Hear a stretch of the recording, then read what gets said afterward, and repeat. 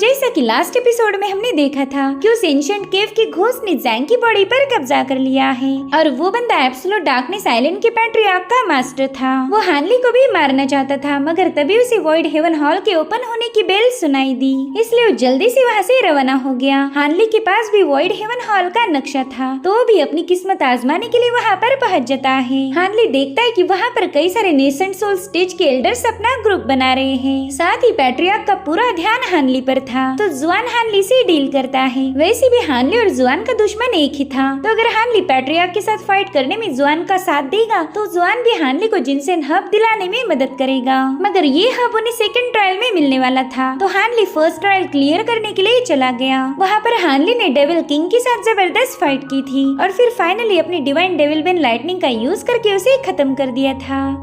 अब आगे तो इस एपिसोड की शुरुआत में हम उस नकाब वाली बंदी को देख पाते हैं, जो कि हानली से पूछ रही थी कि तुमने एग्जैक्टली कौन से वेपन का यूज करके टाइगर डेमन को खत्म किया। जिस पर जिलिंग कहती तुमने खुद का चेहरा तो छुपा कर रखा, मगर दूसरों से सवाल पूछ रही हो। तो वो बंदी जल्दी से अपना नकाब हटा देती है। वेल, इसका नाम था युआन याओ और ये एक और फॉर्मेशन के इनिशियल स्टेज पर थी। यहाँ पर जिलिंग देखती कि हानली तो बस उस बंदी को घुरी जा रहा है, क्योंकि लगभग 100 सालों पहले ही हानली की इस बंदी से मुलाकात हुई थी। हानली ने जब उसे ये बात याद दिलाई तब वो बंदी थोड़ा सा घबरा जाती है। हानली उसे कहता है कि एक बार हम प्राइम स्टार आइलैंड के मार्केट में मिले थे, तो याओ को भी वो बात याद आ गई, इसलिए वो तुरंत ही हानली से माफी मांगने लगी। हानली को पता था कि इस बंदी को जरूर से कोई स्पेशल अपॉर्चुनिटी मिली होगी, इसलिए तो इसने इतनी जल्दी कोर फॉर्मेशन पर ब्रेक थ्रू कर लिया। तभी जिलिंग कहती कि ये बात अच्छी है कि आप एक दूसरे को पहले से ही जानते हो, तो क्यों ना हम एक बात क्लियर कर ले। घोस्ट किंग को हानली ने ही मारा था, तो उसका ट्रेजर भी सीनियर हानली को ही मिलना चाहिए और इस पर युआन याओ को भी कोई एतराज नहीं था।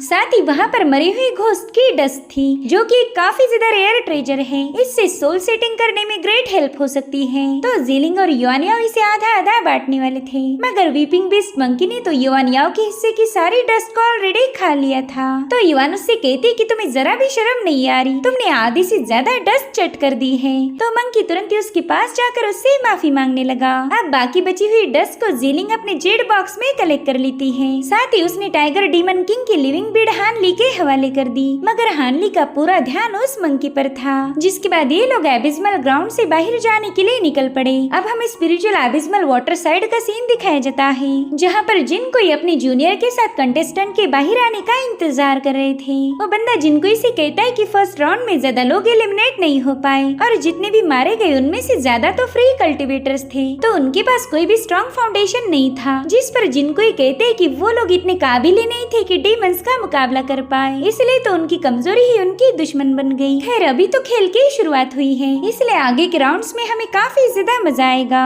वहीं पर फर्स्ट राउंड क्लियर करने वाले लोग बैरियर से बाहर आ रहे थे, जिनमें जुआन भी शामिल था, मगर पैट्रियार्क उसे पहचान नहीं पाता और उसी वक्त जुआन को उसके स्पिरिचुअल सेंस की आवाज आने लगी। वो उससे कह रहा था कि तुम्हारा वो पार्टनर हानली बैरियर से बाहर ही नहीं आया। इससे बस एक ही बात साबित होती है कि तुम हमेशा गलत बंदों पर ही भरोसा करते हो। तो जुआन कहता है, बुड्ढे, मेरी इजाजत के बगैर तू मेरे साथ बात नहीं कर सकता, इससे हम दोनों भी मुसीबत में फंस जाएंगे, क्योंकि यहाँ पर ढेर सारे नेसेंट सोल स्टेज के कल्टिवेटर्स हैं, जो कि तुम्हें आसानी से पहचान लेंगे। तो स्पिरिचुअल सेंस तुरंत ही उसके पास आकर कहने लगा कि हम दोनों को किसी से डरने की जरूरत नहीं, तुम इतने पावरफुल हो कि किसी के साथ भी भिड़ सकते हो। मगर जुआन उस पर भड़क जाता है। वो उसे चौक करते हुए कहने लगा कि मेरी बात तो तुम्हें सुननी ही पड़ेगी, वरना फिर मुझे ये मत बोलना कि मैंने तुमसे किया हुआ वादा पूरा नहीं किया। तो सेंस तुरंत ही उसकी बात मान जाता है। वो कह रहा था कि तुमने मेरे लिए एक बॉडी ढूंढने का वादा किया था, तो प्लीज उसे तोड़ना मत। जिस पर जुआन कहता है कि तुम मेरे डिसाइपल्स को खत्म करने में मेरी मदद करने वाले हो और ये काम तुम बिना बॉडी की तो कर ही नहीं सकते, तो भला मैं अपना वादा क्यों तोड़ूंगा। जिसके बाद जुआन अपने सेंस जोन से बाहर आकर कह रहा था कि उस बच्चे के पास हेवन लाइटनिंग बाम्बू की सोड थी, मगर फिर भी वो फर्स्ट ट्रायल को पास नहीं कर पाया। मेरे ख्याल से उसने अपनी सारी लाइटनिंग मेरे साथ फाइट करने में यूज की होगी। इधर सभी नेसेंट सोल के कल्टिवेटर्स का ध्यान उस बैरियर पर था और फिर उसमें से हानली और जिलिंग बाहर आ जाते हैं। हानली को जिंदा देखकर तो पैट्रियार्क काफी ज्यादा खुश हो गया। उसे हानली के साथ क्या करना है इसका प्लान उस बंदे ने ऑलरेडी बना लिया था। वहीं पर जिलिंग हानली को शैडो बीड देकर कहने लगी कि मौका मिलते ही आप इस बीड को चेक करना, क्योंकि इसके अंदर घोस्ट किंग का सीक्रेट है। और हाँ, मैं सेकंड ट्रायल में पार्टिसिपेट नहीं करने वाली, मुझे बस यहाँ से कुछ हर्ब्स कलेक्ट करने हैं, उसके बाद मैं वापस मेलोडी गोल्डेन सेक्ट रवाना हो जाऊंगी, इसलिए प्लीज आप अपना ख्याल रखना। अब हमारी मुलाकात सीधे हेवनली स्टार सिटी में होगी। अब थोड़ी देर में हानली से मिलने के लिए युआन याओ आ जाती है। हानली उससे कह रहा था कि ट्रायल तो खत्म हो गई, फिर तुम यहाँ पर क्यों आई हो? जिस पर वो बताती कि वॉइड हेवन हॉल खतरों से भरा पड़ा है, तो मैं आपके साथ ही नेक्स्ट ट्रायल में जाना चाहूंगी। जिस पर हानली कहने लगा कि मुझे तो तुम भी इसी वॉइड हेवन हॉल जैसी खतरनाक लगती हो, क्योंकि तुम्हारे कई सारे सीक्रेट्स हैं और इसीलिए मैं तुम्हारे साथ ट्रायल में नहीं जाऊंगा। लेकिन अगर तुम मुझे अपने सीक्रेट बताने के लिए तैयार हो तो शायद मैं तुम्हें अपने साथ ले जाऊंगा। मगर युआन याओ उसे कुछ भी बताने के लिए तैयार नहीं थी, इसलिए हानली ने उसे दफा होने के लिए बता दिया। अब उसकी जाते ही जुआन हानली से कहता है कि तुम्हें ट्रायल से बाहर आने में काफी ज्यादा वक्त लग गया। मेरे ख्याल से तुम्हारा घोस्ट किंग के साथ मुकाबला हुआ होगा। वेल, अब थोड़ी देर में सेकंड ट्रायल शुरू होगी, तो मैं चाहता हूँ कि तुम थोड़ा सा आराम कर लो। और हाँ, एक बात याद रखो कि सेकंड ट्रायल में तुम्हें मेरे साथ ही रहना है। मैं तुम्हें 9 कॉल स्पिरिट जिनसिंग के पास ले जाऊंगा, लेकिन वो हब मिलते ही तुम्हें भी अपना वादा पूरा करना होगा। मुझे पैट्रियार्क के साथ फाइट करने में तुम्हारी मदद चाहिए। जिस पर हानली कहता है, यार आप तो बहुत ही ज्यादा ऑर्डर्स देते हो, अगर मुझे वो हब मिल गया तो मैं भी आपकी हेल्प करूंगा। और उसी वक्त सेकंड ट्रायल की अनाउंसमेंट की जाती है। इसमें आइस एंड फायर ऐसे 2 टनल्स थे, लेकिन टनल में जाने से पहले ये लोग रास्ते में मिलने वाले पावरफुल हर्ब्स और फ्रूट्स को कलेक्ट कर सकते थे, क्योंकि ये फर्स्ट ट्रायल को पास करने का रिवॉर्ड था। साथ ही उस अनाउंसमेंट में ये भी बताया गया कि अगर किसी को खुद पर जरा भी डाउट है तो उसे टनल में जाने की कोई जरूरत नहीं। वो लोग अपने लिए कुछ स्पिरिचुअल हर्ब्स और फ्रूट कलेक्ट कर वापस जा सकते हैं। वहीं पर जिनको सबको बताते हैं कि सेकंड ट्रायल काफी ज्यादा खतरनाक है। हजारों सालों से जो भी कल्टीवेटर्स उसमें गए उनमें से आधे भी जिंदा वापस नहीं आ पाए, तो ये मत समझना कि तुम लोग लकी हो। इधर हानली देखता है कि पैट्रियार्क उसे गुस्से में घूरे जा रहा। हानली सोचता है कि पता नहीं यार मैंने ऐसा क्या किया जो ये लोग पागल कुत्ते जैसे मेरे पीछे पड़े हैं। अब यहाँ पर हानली को ऐसा लग रहा था कि ये बंदा किसी बात को लेकर परेशान है, वरना ये तो मुझे पहली ट्रायल में ही खत्म कर देता। इधर जुआन हानली से कहता है कि फॉर्मेशन में तुम मेरे साथ ही रहना, मैं इवेजन टेक्निक का यूज करके तुम्हें भी अपने साथ टेलीपोर्ट करवा लूंगा। अगर तुम गलती से भी मेरे साथ टेलीपोर्ट नहीं हुए तो फिर ये पैट्रियार्क तुझे जिंदा नहीं छोड़ने वाला। साथ ही साथ तुम्हें 9 कॉल जिनसिंग हब को भी गुड बाय बोलना पड़ेगा। तो हानली कहते हैं ठीक है, मैं तुम्हारे साथ आने के लिए तैयार हूँ। साथ ही मैं यहाँ का ट्रेजर हासिल करने में भी तुम्हारी मदद करूंगा, लेकिन पैट्रियार्क के साथ फाइट करने में मैं तुम्हारा साथ दूंगा या नहीं ये सब हालातों पर डिपेंड करेगा। मैं उसके लिए तुमसे कोई वादा नहीं करने वाला। इधर जीलिंग हानली की सेफ्टी को लेकर परेशान थी और वहीं पर हानली पैट्रियार्क की वजह से परेशान था। अब ये लोग एक फॉर्मेशन से होकर स्पिरिचुअल प्लांट फील्ड में पहुंच जाते हैं। जुआन हानली को बता रहा था कि ये जगह एंशिएंट कल्टीवेटर्स ने खासकर उन्हीं के लिए बनाई थी जिन्होंने फर्स्ट ट्रायल को पास किया हो, ताकि उन्हें रिवॉर्ड के तौर पर कुछ स्पिरिचुअल हर्ब मिल जाए। तो हानली कहता है कि ये जगह वाकई काफी ज्यादा खूबसूरत है। जिस पर जुआन कह रहा था, अरे ये जगह तो बोरिंग हो गई। इनफैक्ट फिलहाल की कल्टीवेशन की पूरी दुनिया ही बोरिंग है। जब मैं जिंदा था तब तो ये जगह बहुत प्यारी हुआ करती थी, लेकिन अब यहाँ पर सब कुछ बदल गया। जिसके बाद ये लोग 9 कॉल जिनसिंग की तलाश में निकल पड़ते हैं। वेल, ये जगह सेकंड ट्रायल से थोड़ी सी अलग थी और ट्रायल शुरू होने से पहले इन्हें वो हब लेकर पोर्टल के पास जाना था। वहीं दूसरी तरफ मैडम वेन नेसेंट सोल के लोगों से कहने लगी कि मैं यहाँ बस हब कलेक्ट करने आई हूँ, इसके बाद मैं सीधा पवेलियन में चली जाऊंगी। अगर तुम लोग वान टियानमिंग के साथ फाइट करना चाहते हो तो शौक से करो, मैं उसमें शामिल नहीं होने वाली। जिसके बाद वो हर्ब्स की तलाश करने के लिए वहाँ से निकल पड़ी। वहीं पर पैट्रियार्क कहता है कि मुझे भी पिल्स बनाने के लिए स्पेशल हर्ब्स की जरूरत है, तो मैं भी उन्हें कलेक्ट करके वापस आऊंगा।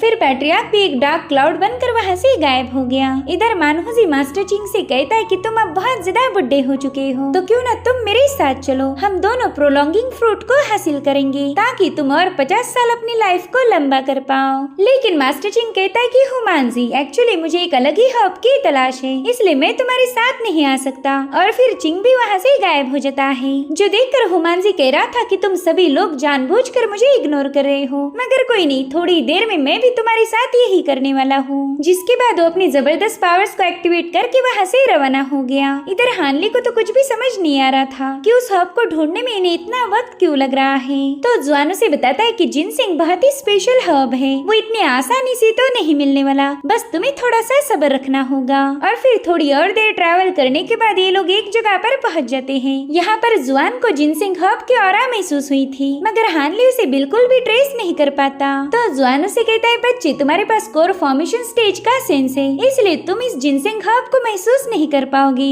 इसलिए ये काम तुम बस मेरे जैसे पावरफुल बंदे को करने दो। लेकिन हानली के पास भी ग्रेट डेवलपमेंट टेक्निक थी, जिसका यूज करके हानली को जिनसेंग की फ्रेश ऑरा महसूस हो जाती है। जुआन हानली को बता रहा था कि जिनसेंग हर्ब को यहाँ का स्पेशल हर्ब इसलिए माना जाता है क्योंकि वो किसी भी फॉर्म में खुद को आसानी से ढाल सकता है। वो ये ग्रास, पेड़ पौधे या फिर कोई भी जानवर बन सकता है। साथ ही वो अपने कई सारे अवतार बनाकर हमें परेशान करेगा और हमें वो अवतार भी कैप्चर करना जरूरी है। अगर तुमने उसके अवतार को छोड़कर सिर्फ रियल फॉर्म को ही कैप्चर किया तो भी उस हर्ब का कोई फायदा नहीं है, क्योंकि उसके अवतार में ही उसका स्पिरिचुअल सेंस छुपा हुआ है। पिछली बार मैं उसे कैप्चर करने के लिए तैयार नहीं था, इसलिए जिनसेंग हर्ब मेरी पकड़ से भाग गया, मगर इस बार मैं पूरी तैयारी के साथ आया हूँ। वेल ये है गोल्डुल, मैं चाहता हूँ कि तुम इसे अपने पास रखो। दरअसल 9 call spirit ginseng herb would property से बना है और ये वुड स्पिरिट बस गोल्ड में ही ट्रैप हो सकते, इन्हें ना वाटर ट्रैप कर सकता है और ना ही अर्थ। ये जिनसेंग तो बस गोल्ड में ही कैद होगा। तो हानली उस गोल्ड वुल को अपने पास रख लेता है। वहीं पर जुआन ने एक फॉर्मेशन बाहर निकाल लिया था, जो देख हानली काफी ज्यादा सरप्राइज हो जाता है। वो कह रहा था कि ये तो ब्लैक टॉर्टोइस का 4 सिंबल फॉर्मेशन है। जो सुनते ही जुआन हंसने लगा। वो कहता है, बच्चे तुम तो काफी ज्यादा स्मार्ट हो, मेरे ख्याल से तुम इस फॉर्मेशन को अच्छे से यूज कर पाओगे। अगर जिनसेंग ने भागने की कोशिश की तो बस इस फॉर्मेशन को सेटअप कर देना। वेल इसकी मदद से 10 मीटर के एरिया की सभी चीजें गोल्ड और आयरन में बदलकर जिनसेंग को ट्रैप कर लेगी, जिसके बाद उस फॉर्मेशन को भी हानली के हवाले ही कर देता है। वो कह रहा था कि बस ये जिनसेंग हमारे हाथ लग जाए, फिर हम दोनों मिलकर पैट्रियार्क को मारने की प्लानिंग बनाएंगे। तो हानली दिल में ही कहने लगा कि ये अच्छा होगा कि तुम खुद ही उस बंदे से निपट लो, मैं तो यहाँ पर बस एक अपॉर्चुनिटी की तलाश में आया हूँ। जिसके बाद हानली जिनसेंग को कैप्चर करने के लिए रवाना हो गया। वहीं पर जुआन अपने स्पिरिचुअल जोन में चला गया था, जहाँ पर उसका सेंस उससे आगे की प्लानिंग के बारे में पूछने लगा। वो कह रहा था कि आप काफी ज्यादा स्मार्ट हो, इसलिए मैं जानता हूँ कि 9 कॉल जैसा अनमोल हब आप उस बच्चे के हवाले नहीं करोगे। जिस पर जुआन कहता है कि इस दुनिया में फ्री में कुछ भी नहीं मिलता, मैंने अगर उसे कुछ दिया तो ही उसकी कमजोरी हमें पता चल सकती है। ये बंदा काफी ज्यादा चालाक और पावरफुल है, मुझे नहीं लगता कि एब्सोल्यूट डार्कनेस के साथ ही फाइट में मेरा साथ देगा, और फिलहाल तो मैं किसी पर भरोसा नहीं करूंगा। खैर मैंने सोचा है कि उसकी फिजिकल बॉडी में तुम्हें दे दूं। ये सुनकर तो सेंस काफी ज्यादा खुश हो गया। जुआन कह रहा था कि उस बच्चे के पास हेवन लाइटनिंग बैम्बू है, मगर हम दोनों मिलकर उसे आसानी से खत्म कर देंगे। लेकिन हेवन लाइटनिंग का नाम सुनते ही सेंस थोड़ा सा डर गया था, क्योंकि बैम्बू हर्ब में डेविल बेन की पावर्स थी, जो कि किसी भी इवल को आसानी से मिटा सकती है। तो जुआन उसे बताता है कि तुम्हें डरने की बिल्कुल भी जरूरत नहीं, उस बंदे ने अपनी लाइटनिंग पावर को ऑलरेडी यूज किया है। सबसे पहला तो उसने मेरे साथ फाइट की और फिर उसने घोस्ट किंग टाइगर को भी उसी लाइटनिंग से खत्म किया, जिसके चलते अब उस बंदे के पास कोई लाइटनिंग पावर्स बची ही नहीं। तो वो सेंस कहता है फिर तो हम आसानी से उसकी सोल को रिप्लेस कर सकते हैं और फिर हम दोनों मिलकर एब्सोल्यूट डार्कनेस आइलैंड के पैट्रियार्क को खत्म करेंगे, जिसके बाद उस आइलैंड पर आपका ही राज होगा। और अब हानली को मारने की प्लानिंग बनाकर जुआन अपने स्पिरिचुअल सेंस को उसके पीछे लगवा देता है। इधर हानली को भी जुआन पर बिल्कुल यकीन नहीं था। वो सोचता है कि जिनसेंग हब काफी ज्यादा स्पेशल है, तो ऐसे इस हब को मुझे नहीं देने वाला। मेरे ख्याल से उसने इस फॉर्मेशन में कुछ तो छेड़खानी की होगी, इसलिए मैं मेरे पास के फॉर्मेशन को उसके फॉर्मेशन के साथ मिक्स कर दूंगा, ताकि जुआन का अगर कोई प्लान भी रहा तो इस फॉर्मेशन का आधा कंट्रोल मेरे हाथ में रहेगा। जिसके बाद हानली ने वहाँ पर 4 सिंबल ब्लैक टॉर्टोइस फॉर्मेशन को सेटअप कर दिया। तब तक जुआन भी वहाँ पर आ जाता है। हानली उसे बता रहा था कि मैंने ऑलरेडी सब कुछ सेटअप किया है। तो जुआन उसे ऑर्किड फ्रेग्रेंस देने लगा, जो कि काफी ज्यादा स्मेल कर रहा था, लेकिन इसी खाने को दिखाकर जिनसेंग को पकड़ा जा सकता था। तो हानली कहता है कि सीनियर प्लीज आप ही इसे सेटअप करो, मुझे तो इसकी स्मेल बिल्कुल भी पसंद नहीं आ रही। वेल यहाँ पर जुआन को पता था कि हानली को उस पर शक हो चुका है। इधर हानली खुद को कंसील करके उस पर नजर रखता है। वो कह रहा था कि ये बंदा जिनसेंग हब मिलते ही मेरे खिलाफ जाने वाला है, तो इसके लिए मुझे भी तैयार रहना होगा। अब काफी देर बाद बहुत ही प्यारा सा खरगोश हानली को नजर आता है। ये खरगोश थोड़ा सा अजीब था, साथ ही उससे बहुत ही रिफ्रेशिंग ऑरा रिलीज हो रही थी। तो हानली तुरंत ही समझ जाता है कि यही 9 कॉल जिनसेंग हब है,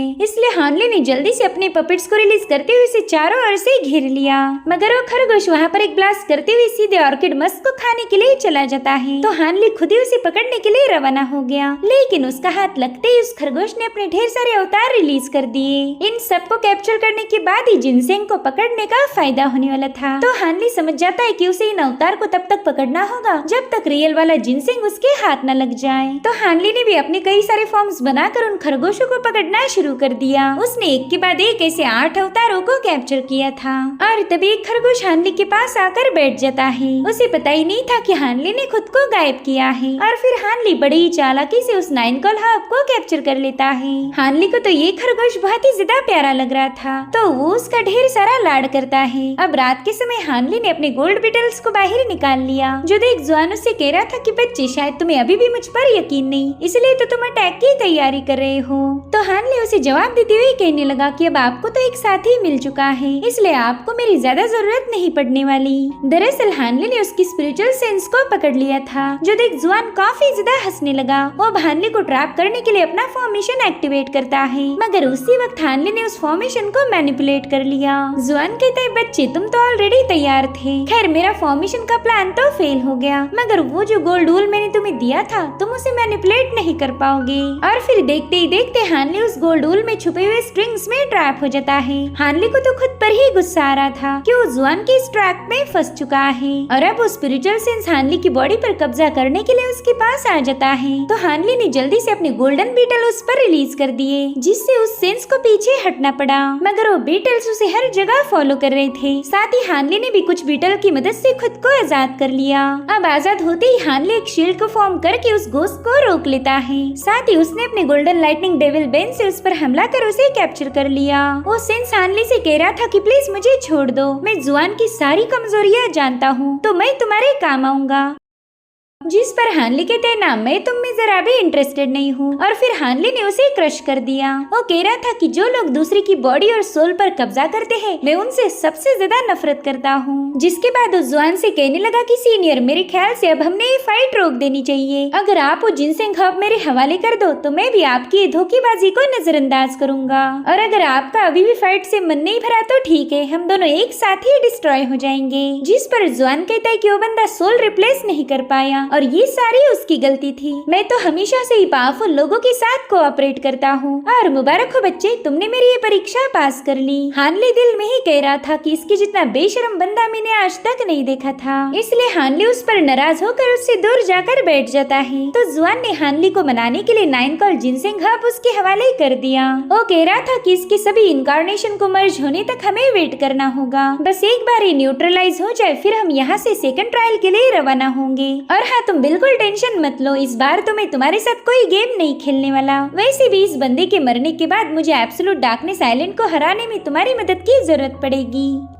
लेकिन जुआन को पता था कि हानली अभी भी उस पर नाराज है, तो हानली को बताने लगा कि मेरे खुद के डिसाइपल्स ने मुझे खत्म किया था, तो अब तुम ही बताओ कि मैं कैसे तुम्हारे जैसे चालाक और पावरफुल बंदे पर भरोसा करूंगा। मगर तुमने ये बात साबित कर दी कि तुम भरोसे के लायक हो और तुम कभी मुझे धोखा नहीं दोगे, इसलिए प्लीज मुझे माफ कर देना। साथ ही वो हानली को उस बंदे का लाइफ एसेंस भी गिफ्ट करता है। तो हानली उससे पूछता है कि सीनियर क्या वाकई एब्सोल्यूट डार्कनेस में मास्टर और डिसाइपल्स के रिश्ते ऐसे हैं? जिस पर जुआन कहता है कि अभी मैंने तुम्हारे साथ धोखा किया और तुम्हें लग रहा होगा कि तुम विक्टिम हो, लेकिन यहाँ पर तो बस एक ही विक्टिम है जो कि हूँ मैं। पहला एब्सोल्यूट डार्कनेस आइलैंड का नाम था डार्क आइलैंड, जहाँ का मैं मास्टर था। मैंने अपने दोनों डिसाइपल्स को मेरी हर एक टेक्निक सिखा दी, मुझे जो भी आता था मैंने उस सब का उन्हें नॉलेज दिया। वेल मेरे एक डिसाइपल का नाम था यिन, जो कि फिलहाल पैट्रियार्क है, और दूसरे का था जी शुआन। मैंने उन दोनों को अपने बच्चों जैसे प्यार किया, उन्हें कई सारी पावरफुल टेक्निक से रूबरू कराया। इतना ही नहीं, मैंने जी शुआन को जेड स्पाइडर जैसा रेयर स्पिरिचुअल बीस्ट भी गिफ्ट किया था।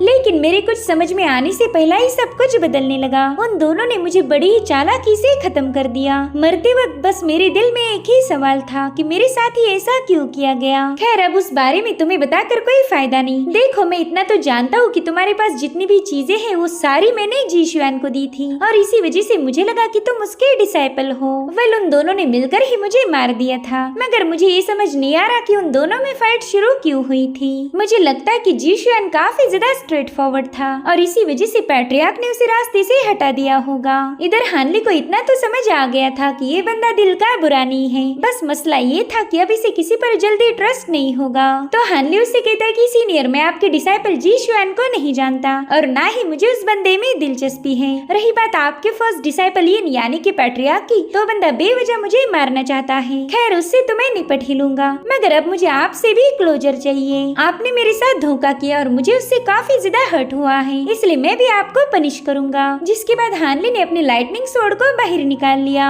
तो जुआन कहते बच्चे जल्दबाजी में कोई गलती मत करना। मैंने कहा था कि मुझे जल्दी किसी पर यकीन नहीं होता और इसी वजह से मैंने तुम पर हमला करवाया था, मगर वो सब मैं भूल गया हूँ, तो तुम भी उस बात को भूल जाओ। और वैसे भी मैंने तुम्हें जो 9 कॉल जिनसेंग हर्ब दिया है उसका रिफाइनिंग का फॉर्मूला अभी भी मेरे पास है। अगर तुम मुझे खत्म करोगी तो फॉर्मूला भी मेरे साथ डिस्ट्रॉय हो जाएगा। और दूसरी बात ये है कि अगर तुमने मुझे मार भी दिया तो तुम अकेले एब्सोल्यूट डार्कनेस का मुकाबला नहीं कर पाओगे। शायद तुम्हें पता नहीं होगा मगर पैट्रियार्क ने तुम पर ट्रैकिंग कर्स लगाया है, वो तुम्हें पाताल से भी ढूंढ निकालेगा। हानली को तो यकीन ही नहीं हो रहा था कि उसके इतने केयरफुल रहने के बावजूद भी उस पर कर्स लगाया गया है। जुआन कहते बच्चे उस एब्सोल्यूट डार्कनेस के हाथों से मरने से अच्छा है तुम मेरे साथ रहो, हम दोनों मिलकर उनका सफाया करेंगे। जिस पर हानली कहता है कि शायद ये भी सीनियर की कोई नई चाल होगी। जो सुनते ही जुआन उस पर काफी ज्यादा भड़क गया। वो कहता है कि मैं कब से तुम्हारे साथ सुलह करने की कोशिश कर रहा हूँ, मगर तुम एक नेसेंट सोल स्टेज के बंदे का दिमाग खराब कर रहे हो, इसका अंजाम काफी ज्यादा बुरा हो सकता है। तो हानली भी उसका गुस्सा देखते ही समझ गया कि ये बंदा वाकई सच बोल रहा है। तो हानली उससे कहता है कि ठीक है, जो कुछ भी हुआ मैं उसे भूलने के लिए तैयार हूँ।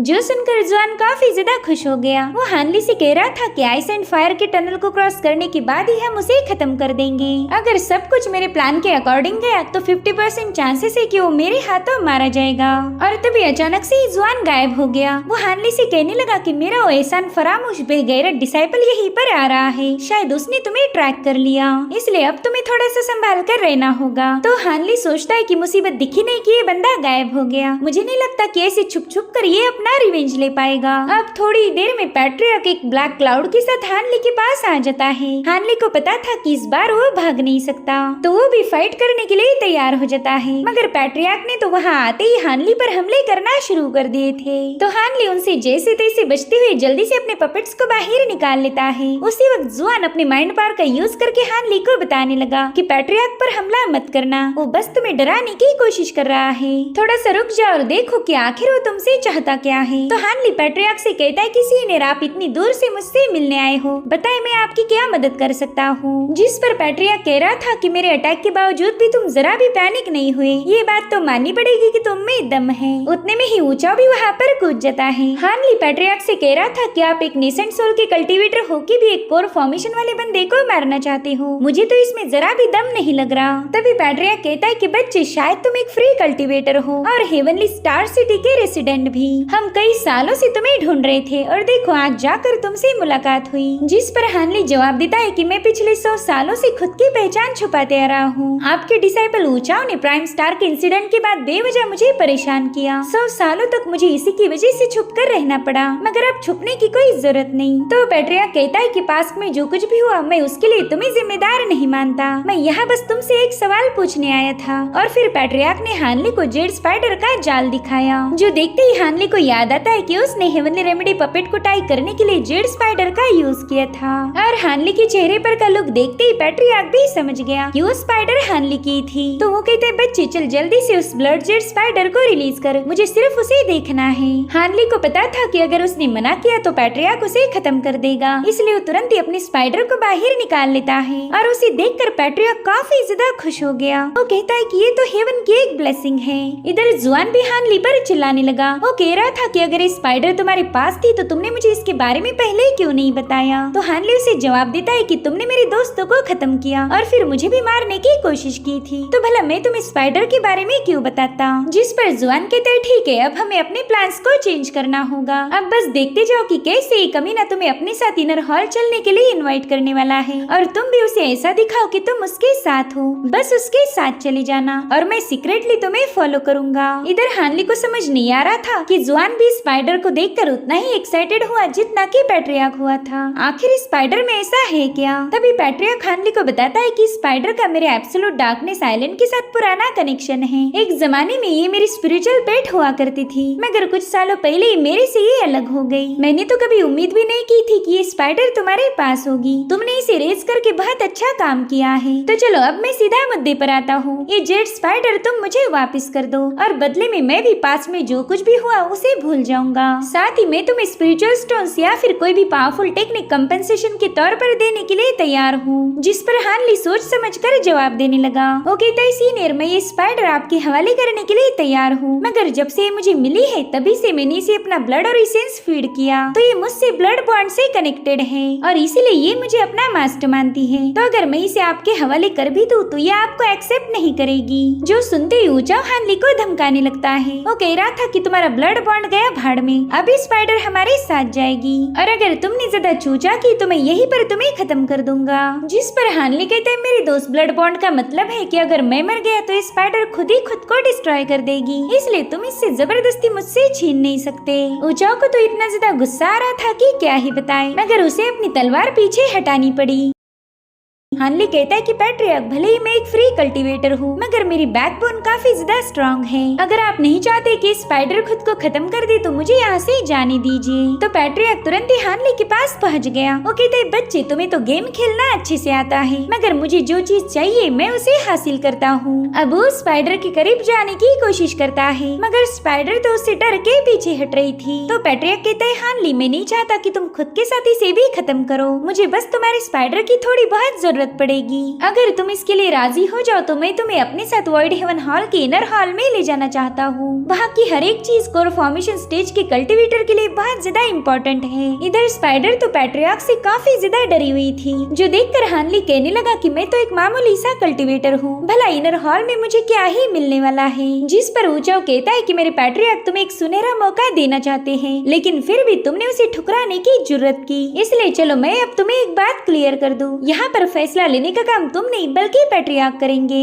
तो हानली पैट्रियार्क से कहने लगा कि मैं एक फ्री कल्टीवेटर जरूर हूँ, लेकिन मेरी भी कोई सेल्फ रिस्पेक्ट है। अगर ऊचाओ ऐसे ही मुझे मारने की धमकियाँ देगा तो मैं खुद ही खुद को खत्म कर दूंगा और फिर मेरे साथ स्पाइडर भी मारी जाएगी। जिसके बाद हानली उन्हें डराने के लिए स्पाइडर की एनर्जी को बढ़ा देता है। तो पैट्रियार्क तुरंत ही पीछे हट गया। वो कहता है हानली, मैं तुम्हारी बहादुरी से इम्प्रेस हूँ और तुम्हारा स्पिरिचुअल पेट भी तुमसे जबरदस्ती छीना नहीं जाएगा, लेकिन मुझे स्पाइडर की जरूरत है और मैं तुम्हें भी अपने साथ इनर हॉल ले जाऊंगा। वैसे तो वो जगह काफी ज्यादा खतरनाक है, लेकिन वहाँ पर तुम्हें प्रोटेक्ट करने की जिम्मेदारी मेरी होगी और साथ ही मैं तुमसे ये भी वादा करता हूँ कि तुम खाली हाथ नहीं जाओगे। जिसके बाद पैट्रियार्क अचानक से ही अपनी एनर्जी रिलीज करते हुए एक बहुत ही दूर वाले माउंटेन को ब्लास्ट कर देता है, क्योंकि उसे पता चल गया था कि कोई उन पर नजर रखे हुए है। हानली को तो उसकी पावर देखकर ही थोड़ा सा डर लग गया। वेल, उनकी बातें सुनने वाला और कोई नहीं बल्कि मास्टर चिंग था। वो कहने लगा कि मैं तो बस तुम लोगों को हाय बोलने आया था। जिस पर पैट्रियार्क कहते चल झूठे, मैं जानता हूँ तो हम पर नजर रख रहा था। तो चिंग तुरंत ही वहाँ पर पहुँच गया। वो तो वहाँ आते ही सीधे स्पाइडर का लाड करने के लिए चला गया। बेचारे स्पाइडर को ये समझ नहीं आ रहा था कि आज उसे इतना प्यार क्यों मिल रहा है। मास्टर चिंग कह रहा था कि जहाँ तक मुझे पता है ये स्पिरिचुअल बीस्ट अब इस दुनिया से एक्सटिंक्ट हो चुके हैं, शायद इस दुनिया का आखिरी स्पाइडर बीस्ट जिंदा होगा। साथ ही मास्टर चिंग यहाँ पर एक इम्पोर्टेंट बात बताते हैं। वो कह रहे थे कि सिर्फ यही स्पिरिचुअल बीस्ट कोल्ड्रन को पुल कर सकता है। भले ही हमारे पास फायर पाइथन और गोल्डन सिल्क वर्म्स है, मगर वो स्पाइडर के सामने कुछ भी नहीं। तो हानली समझ गया कि शायद ये लोग कोल्ड्रन यानी कि वॉइड हेवन डिंग के बारे में बात कर रहे हैं। अब मास्टर चिंग सीधे हानली से बात करने चला गया। वो कहता है बच्चे, मुझे तुम्हारे जैसे बहादुर कल्टीवेटर बहुत ज्यादा पसंद आते हैं। देखो, मेरे पास कोई डायरेक्ट डिसाइपल नहीं है, तो क्यों ना तुम मुझे अपना मास्टर बना लो। जिस पर पैट्रियार्क कहता है चिंग, ये बच्चा मेरे लिए बहुत ज्यादा इम्पोर्टेंट है, क्या तुम इसके लिए मेरे साथ फाइट करोगे? जिस पर चिंग कहने लगा कि मुझे तो पता ही नहीं था कि तुम इस बंदे में दिलचस्प हो, और वैसे भी हम पुराने दोस्त थे, तो हमें फाइट करने की कोई जरूरत नहीं। ये तो एक छोटा सा बच्चा है, कोई खूबसूरत लड़की नहीं जिसके लिए हम झगड़े करना शुरू कर दे। लेकिन मानहुजी को अगर पता चला कि यहाँ पर एक स्पाइडर है तो पता है ना वो क्या करेगा। तो तुम मानहुजी को कैसे हैंडल करोगे, इसके बारे में तुम्हें सोचना होगा। इधर हानली धीरे धीरे पीछे हटते हुए वहाँ से खिसकने की प्लानिंग में था, मगर तभी पैट्रियार्क ने उसे अपने पास बुला लिया। वो कह रहा था बच्चे, मैं भी तुम्हें अपना डिसाइपल बनाना चाहता हूँ, तो चलो अब जल्दी से हम दोनों में से किसी एक को अपना मास्टर बना लो। तो मास्टर चिंग तुरंत ही अपनी माइंड पावर का यूज करके हानली से सीक्रेटली बात करने लगे। वो कहते कि मेरा कोई डायरेक्ट डिसाइपल नहीं है और मैं भी ज्यादा सालों तक जिंदा नहीं रहूंगा, तो अगर तुम मेरा सिर्फ ज्वाइन करो तो तुम्हें मेरी सारी टेक्निक्स और लेगेसी हासिल होगी। और हाँ, तुम्हें इस पैट्रियार्क का टेंशन लेने की जरूरत नहीं। मैं भले ही ज्यादा स्ट्रॉन्ग नहीं हूँ, लेकिन मेरे पास इतनी पावर्स तो है कि मैं खुद के साथ साथ मेरे डिसाइपल को भी प्रोटेक्ट कर पाऊँ। तो हानली फटाफट से चिंग को ही अपना मास्टर सिलेक्ट करने वाला था, मगर तभी तभी उसे पैट्रियार्क की आवाज आई। वो भी अपनी माइंड पावर का यूज करके हानली को कन्विंस करने की कोशिश करता है। पैट्रियार्क कहता है, बच्चे मैं नहीं जानता कि चिंग ने तुम्हें क्या ऑफर दी है, लेकिन वो बंदा एक फ्री कल्टीवेटर है जिसके कारण उसके पीछे कोई स्ट्रॉन्ग बैकग्राउंड नहीं। और अगर बात लेगेसी की जाए तो इसके पास बस 2-4 सड़ी हुई टेक्निक्स है। और वही दूसरी तरफ है मेरा फेमस एब्सोल्यूट डार्कनेस आइलैंड, जिसके नाम से ही लोग डर जाते हैं। तो अगर तुम मेरे डायरेक्ट डिसाइपल बन जाओ तो पूरे सी ऑफ क्योटिक स्टार्स में कोई भी तुमसे पंगे लेने की हिम्मत नहीं करेगा। इधर हानली भी दिल में ही कहने लगा कि तुम्हारा सेक्ट तो कमाल का है और मैं वाकई उसे ज्वाइन करता, लेकिन अब मैं जानता हूँ कि तो अपने डिसाइपल्स को अवतार में बदल देता है, इसलिए खुसट बुड्ढे मैं तेरा डिसाइपल बनने की बजाय मरना पसंद करूंगा। अब इस सारी बातें सोचने के बाद हानली चिंग को ही अपना मास्टर बनाने वाला था, मगर तभी उसे जुआन की आवाज आई। ओके तय बच्चे, अगर तेरी जगह मैं होता तो जरूर से एब्सोल्यूट डार्कनेस को ही सिलेक्ट करता, क्योंकि अगर तुमने उसे मना किया तो तुम्हारे लिए मुश्किलें खड़ी करेगा। और तभी पैट्रियार्क हानली को बताने लगा कि मैं पपेट्स बनाने में माहिर हूँ, तो तुम्हारी स्पाइडर का भी मैं पपेट बना सकता हूँ, लेकिन मैं तुम्हारे साथ ऐसा नहीं करूँगा, इसलिए अब तुम सोच समझ कर फैसला लेना। तो हानली कहता है कि सीनियर मैंने डिसाइड कर लिया है कि आप दोनों में से कौन मेरा मास्टर बनेगा, लेकिन हानली कुछ बोल पाई इससे पहले वो देखता है कि ये लोग उसे बड़ी ही प्यारी सी स्माइल दे रहे हैं, जो कि उनके चेहरों पर जरा भी सूट नहीं हो रही थी। तो हानली ने फाइनली बता दिया कि वो एब्सोल्यूट डार्कनेस के पैट्रियार्क को ही अपना मास्टर बनाएगा। ये सुनकर तो पैट्रियार्क काफी ज्यादा खुश हो गया था। यहाँ पर बेचारा हानली अपनी सबसे पुरानी दुश्मन एब्सोल्यूट डार्कनेस आइलैंड का ही डायरेक्ट डिसाइपल बन चुका था। अब पैट्रियार्क हानली को एक डार्क रिंग गिफ्ट करता है, जो कि उनके मास्टर और डिसाइपल के रिश्ते को स्ट्रॉन्ग बनाएगी। वो हानली को बता रहा था कि ये रिंग मुसीबत के वक्त तुम्हें अपने आप ही प्रोटेक्ट कर सकती है। और उसी वक्त हानली को जुआन की आवाज आई। उसे बता रहा था कि ये रिंग एक जमाने में मैंने ही इसे गिफ्ट की थी, भले ये रिंग तुम्हें प्रोटेक्ट करेगी, लेकिन अगर तुम गलती से भी पैट्रियार्क के खिलाफ गए तो ये रिंग तुम्हें खत्म कर सकती है। वहीं पर मास्टर चिंग तो हानली के डिसीजन से काफी ज्यादा नाराज हो गया, लेकिन फिर भी वो हानली से कहते हैं कि पैट्रियार्क को झेलना आसान काम नहीं, अगर आगे चलकर तुम्हारी इसके साथ नहीं बनी तो तुम मेरे पास आ जाना, मैं तब भी तुम्हें अपना डिसाइपल बनाने के लिए तैयार हो जाऊंगा। जिसके बाद ये सभी लोग सेकंड ट्रायल के लिए एक जगह पर जमा हो गए। इन सबको बस मानहुजी की टेंशन थी कि वो बंदा हानली को देखकर क्या बोलेगा, और उतने में वो पूरा इलाका शेक होने लगा। तो ये लोग समझ गए कि थोड़ी देर में मानहुजी वहाँ पर पहुँच जाएगा, साथ ही उसे प्रोलॉन्गिंग फ्रूट मिलने के बाद वो काफी ज्यादा खुश भी होगा। और फिर उसी वक्त एक जोरदार ब्लास्ट के साथ मानहुजी की वहाँ पर एंट्री हो गई। उस बंदे की ऐसी भयानक एंट्री से ही पैट्रियार्क के पसीने छूट गए। उसे समझ नहीं आ रहा था कि उस स्पाइडर के बारे में मानहुजी को क्या बताएगा, साथ ही उसे डर था कि मानहुजी कहीं वो स्पाइडर उससे छीन न ले। और इसी के साथ ये एपिसोड यहीं पर एंड हो जाता है। Thank you so much for watching. Bye bye, take care.